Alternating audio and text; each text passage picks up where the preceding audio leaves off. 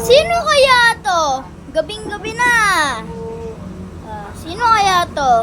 Uy. Hello, sir. Oh, hello. Magandang gabi po.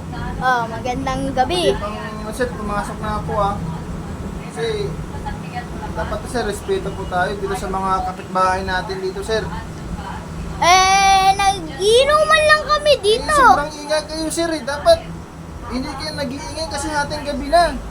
Hindi po, yung iba nga dyan, nagiinuman, magdamag, hindi naman sila pinupuntahan eh. Pinupuntahan ko sila, sir. Paano niyo po nakikita? Dito na naman kayo sa loob ng bahay. Hindi mo ito nakikita, sir. Hoy! Ayoko na. Ay. Bawa mo yan. Gamit namin, sir. Yan?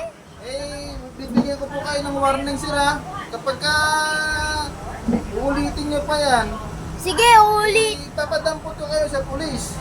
Bakit po? May baril din kami dito. Uunahan na lang kita, sir, ngayon. O sige. Barilin na lang kita, sir. Sige, barilin mo ako. Barilin na lang kita. Sige. Gawan mo.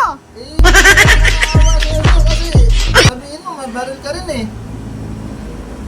Pero, sir, huwag naman na tayo, hindi na tayo aabot sa ganoon. Huwag na tayo aabot sa patayan, sa barilan. Makita ka at matakot ka na lang dito sa baril na dala-dala ko.